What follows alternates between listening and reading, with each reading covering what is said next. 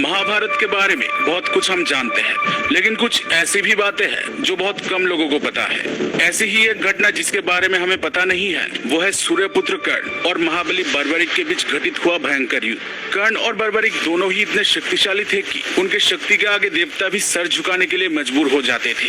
सूर्यपुत्र कर्ण के कवच कुंडल को किसी भी अस्त्र से भेदा नहीं जा सकता था, इसलिए कवच कुंडल के साथ कर्ण को युद्ध में परास्त करना असंभव था। इसके अलावा कर्ण के पास भगवान परशुराम का विजय धनुष था, जिसे धारण करने के बाद कर्ण को परास्त करना नामुमकिन था। दूसरी ओर बर्बरिक के पास ऐसे 3 दिव्य बाण थे जिसके सहारे वो पल भर में किसी भी युद्ध को समाप्त कर सकते थे। जिस भीम में 10,000 हाथियों का बल था, उसे भी बर्बरिक ने देखते ही देखते परास्त कर दिया था। बर्बरिक इतने ही महान योद्धा थे कि उन्हें आज भी खाटू श्याम के नाम से पूजा जाता है। तो आखिर क्यों हुआ था कर्ण और बर्बरिक में प्रलयंकारी युद्ध? इस युद्ध में कौन विजयी हुए, कर्ण या बर्बरिक? आज के इस वीडियो में इस बारे में जानेंगे। लेकिन वीडियो में आगे बढ़ने से पहले अगर आप महाभारत के बारे में जानना पसंद करते हैं तो इस चैनल को सब्सक्राइब करके बेल आइकन को जरूर दबा दीजिए। तो ये बात उस वक्त की है जब पांडव अज्ञातवास में थे।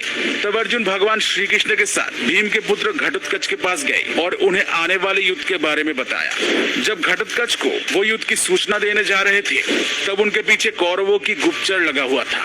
उस गुप्तचर ने कौरवों के पास जाकर उन्हें बता दिया कि अज्ञातवास के दौरान पांडव कहाँ छुपे हैं। जब दुर्योधन को पता चला कि पांडव घटोत्कच के गुफा में है, तब वो पांडवों के अज्ञातवास को भंग करने के लिए उस गुफा की ओर चलता है। तब दुर्योधन कर्ण को भी अपने साथ ले जाता है। जब वो घटोत्कच की गुफा के पास पहुंचते हैं, तब दुर्योधन के कहने पर सैनिक गुफा को चारों ओर से घेर लेते हैं। भगवान श्री कृष्ण को दिव्य दृष्टि से पहले से ही पता चल जाता है कि दुर्योधन अपने सेना को लेकर गुफा के पास आने वाला है। वो अर्जुन को इस बारे में बताते हैं। कौरवों ने गुफा को घेर लिया है, ये सुनकर अर्जुन बहुत क्रोधित हो जाता है और वो अकेले ही कौरवों से युद्ध करने के लिए गुफा से बाहर निकलने जाता है। तब भगवान श्री कृष्ण अर्जुन को रोककर कहते हैं, अर्जुन, ये सही वक्त नहीं है। तुम लोग अब अज्ञातवास में हो। अगर तुम अब गुफा से बाहर जाओगे तो तुम्हें फिर से 12 वर्ष का वनवास भोगना पड़ेगा, इसलिए तुम गुफा से बाहर मत जाओ। दोस्तों, घटोत्कच के पुत्र बर्बरिक तब उस गुफा में थे। श्री कृष्ण की बात सुनकर तब बर्बरिक कहते हैं, आप लोग चिंता मत कीजिए, मैं कौरव और महारथी कर्ण को रोकूंगा। अगर वो शांति से मान जाए तो अच्छा है, नहीं तो मैं युद्ध के लिए भी प्रस्तुत हूँ। ये बात सुनकर भगवान श्री कृष्ण बर्बरिक से कहते हैं, बर्बरिक, क्या तुम्हें कर्ण के शक्तियों के बारे में पता है? कर्ण के पास उसका दिव्य कवच कुंडल है, जिसके कारण तुम किसी भी अस्त्र से कर्ण को घायल नहीं कर पाओगे। ये सुनकर बर्बरिक श्री कृष्ण से कहते हैं, प्रभु आप चिंता मत कीजिए, मैं जरूर कौरव और कर्ण को रोक कर रखूंगा, आप सिर्फ मुझे आशीर्वाद दीजिए। बर्बरिक की बात सुनकर श्री कृष्ण बर्बरिक को आशीर्वाद देते हैं और इसके बाद बर्बरिक गुफा से बाहर निकलते हैं। दुर्योधन को देखकर बर्बरिक उससे वहां आने का कारण पूछते हैं। तब दुर्योधन कहता है, हमें इस गुफा के अंदर जाना है, हम यहाँ किसी को ढूंढ रहे हैं।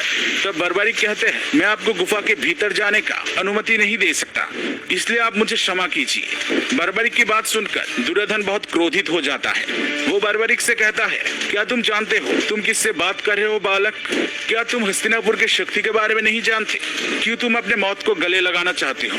ये कहकर दुर्योधन अपने सैनिकों को बर्बरिक को बंदी बनाने का आदेश देते हैं। जब सैनिक बर्बरिक को बंदी बनाने के लिए आगे बढ़ते हैं, तब बर्बरिक अपने पैर से इतने जोर से भूमि पर प्रहार करते हैं कि इससे ही सारे सैनिक कांपते हुए भूमि पर गिर जाते हैं। ये देखकर दुर्योधन बहुत भयभीत हो जाता है। वो अंगराज कर्ण से कहता है, कर्ण, ये साधारण बालक प्रतीत नहीं हो रहा है, साधारण सैनिक इसे रोक नहीं पाएंगे, इसे सिर्फ तुम ही परास्त कर सकती हो। दुर्योधन की बात सुनकर कर्ण बर्बरिक के सामने आकर उससे कहते हैं, बालक, हमें इस गुफा में प्रवेश करने दो, नहीं तो मैं तुम्हें यमलोक के द्वार पर पहुंचा दूंगा। इसके जवाब में बर्बरिक कहते हैं, आप भी प्रयास करके देख सकते हैं। ये सुनकर महारथी कर्ण क्रोधित होकर अपने रथ से नीचे उतरते हैं। इसके बाद वो अपने धनुष के प्रत्यंचा को इतने जोर से खींचते हैं कि इसके ध्वनि से सैनिक भी भयभीत हो जाते हैं। इसके बाद वो बर्बरिक की ओर वायव्य अस्त्र छोड़ देते हैं। इस अस्त्र के प्रयोग से वहां तूफान आ जाता है, जिसके कारण वहां खड़े सैनिक भी लड़खड़ाकर भूमि पर गिरने लगते हैं। लेकिन ये तूफान बर्बरिक को हिला भी नहीं पाता है। इसके बाद बर्बरिक दुर्योधन की ओर एक ऐसा अस्त्र छोड़ते हैं जिससे दुर्योधन का रथ जलकर भस्म हो जाता है, लेकिन दुर्योधन किसी तरह रथ से नीचे कूदकर अपना जान बचा लेता है।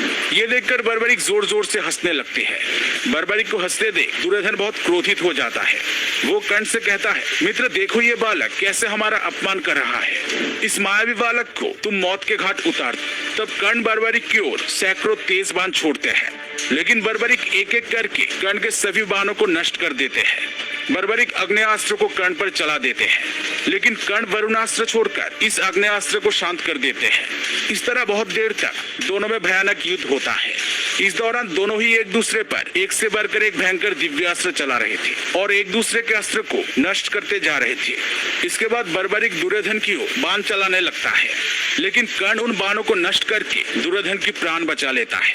तब बर्बरीक कर्ण से कहते हैं, अंगराज अब आप इस अस्त्र को रोक कर दिखाइए, इस बाण को किसी भी अस्त्र से रोका नहीं जा सकता।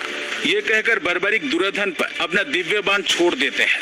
तब कर्ण भी अपने दिव्यास्त्र से उस दिव्य बाण को रोकने की कोशिश करते हैं, लेकिन वो इसे रोक नहीं पाते हैं और वो बाण दुर्योधन की ओर बढ़ने लगता है। तब दुर्योधन को बचाने के लिए कर्ण दुर्योधन के सामने आकर खड़े हो जाते हैं। वो दिव्य बाण कर्ण के दिव्य कवच और कुंडल से टकराकर नष्ट हो जाता है। ये देखकर बर्बरीक आश्चर्यचकित हो जाते हैं। वो सोचते हैं, इस दिव्य बाण को तो सिर्फ देवराज इंद्र अपने वज्र से ही रोक सकते हैं, तो फिर कर्ण के कवच से टकराकर ये कैसे नष्ट हो गया। ये देखकर दुर्योधन जोर जोर से हंसने लगता है। वो बर्बरीक से कहता है, बालक कर्ण का कवच अमृत से बना है, तीनों लोगों के कोई भी अस्त्र इसे भेद नहीं सकता है। इस दौरान भगवान श्री कृष्ण वहाँ पर आते हैं और बर्बरीक से कहते हैं, पुत्र इन्हें गुफा में जाने दो, इन्हें देखने दो गुफा के अंदर क्या है। श्री कृष्ण को वहाँ देखकर दुर्योधन को लगने लगता है कि श्री कृष्ण यहाँ पर है तो पांडव भी यही होंगे। ये सोचकर वो गुफा के भीतर जाते हैं, लेकिन वहाँ उसे अर्जुन नहीं मिलता है, क्योंकि गुफा से बाहर निकलने से पहले भगवान श्री कृष्ण ने अपने माया से अर्जुन को अदृश्य कर दिया था। तो दोस्तों इस तरह कर्ण और बर्बरीक में घमासान युद्ध हुआ था। इस युद्ध में बर्बरीक ने कर्ण पर अपना 3 अमोघ बाण नहीं चलाया था। अगर बर्बरीक कर्ण के कवच पर अपना 3 अमोघ बाण चला देते तो क्या वो बाण कर्ण के कवच को भेद पाते? कमेंट करके जरूर बताना। वीडियो पसंद आई हो